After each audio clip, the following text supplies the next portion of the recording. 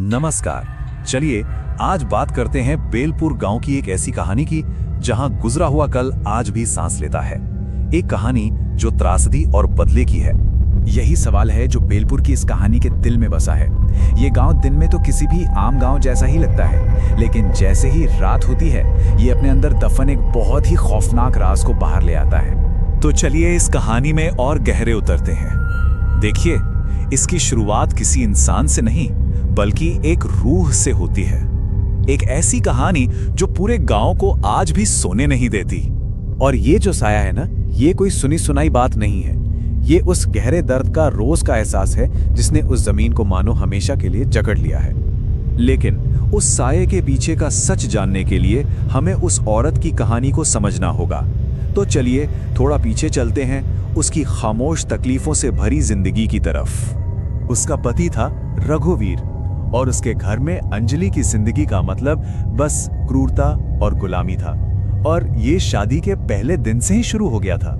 सोचिए, ये सिर्फ ताने नहीं थे, ये उसके ससुराल वालों का रोज का काम था, उसे ये याद दिलाना कि उसकी कोई कीमत, कोई वजूद नहीं है। उस समाज में ये शब्द किसी औरत के लिए एक जीती जागती मौत की सजा जैसा था।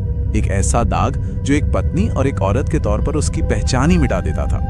उसका पति रघुवीर अक्सर नशे में धुत होकर यही कहता था, और इन शब्दों के बाद उसे मारना पीटना तो जैसे एक आम बात थी।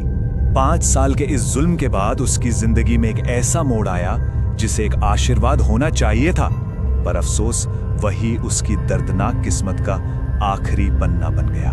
पता है, ये एक पल की उम्मीद ही इस कहानी को और भी ज्यादा दिल दहलाने वाला बना देती है। उसे लगा कि बस अब एक बच्चा आकर उसकी सारी तकलीफें खत्म कर देगा।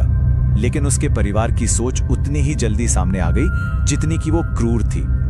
इससे ये एकदम साफ हो गया था कि उनकी नजरों में वो बस बच्चे को जन्म देने का एक जरिया थी और कुछ नहीं। और यहीं पर हमें उसकी उम्मीदों और उस परिवार की ठंडी सोची समझी बेरहमी के बीच की एक बहुत गहरी खाई साफ साफ नजर आती है।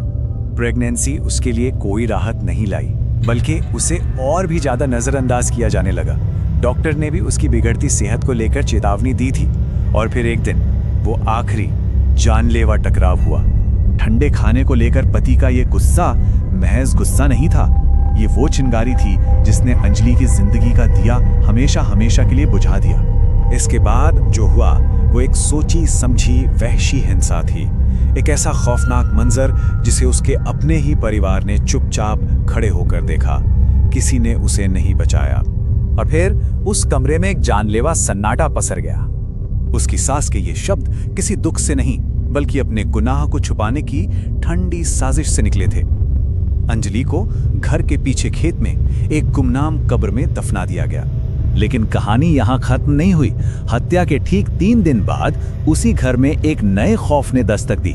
जहां कभी अंजलि रहा करती थी, ये साया बहुत तेजी से फैला। एक हल्की सी आहट से शुरू होकर ये उसके कातिलों के लिए हर रात की सजा बन गया था, रोज का टॉर्चर। वो उनकी आखिरी रात थी, एक ऐसी रात जब उनका अपना बनाया हुआ खौफ अपना बदला लेने के लिए ठीक उनके सामने आ खड़ा हुआ था। उसका बदला पूरा हो चुका था। उस परिवार का नाम और निशान हमेशा के लिए मिट गया था। उस परिवार के खत्म होने के बाद डरे हुए गांव वालों ने उस बदला लेने वाली रूह को समझने और शांत करने के लिए मदद ढूंढनी शुरू की, जो अब उनकी जमीन पर भटक रही थी। गांव वालों ने मिलकर वो सारे रीति रिवाज पूरे किए जो मरने के बाद अंजलि को नसीब नहीं हुए थे। उन्हें उम्मीद थी कि शायद अब उसकी भटकती आत्मा को शांति मिल जाए। लेकिन आज भी वहां के लोग कहते हैं कि अमावस की अंधेरी रातों में खेतों से एक ठंडी हवा गुजरती है और एक साया आज भी कुछ ढूंढता है। वो हमेशा वही एक सवाल पूछता है जिसका जवाब शायद अब कभी नहीं मिल सकता।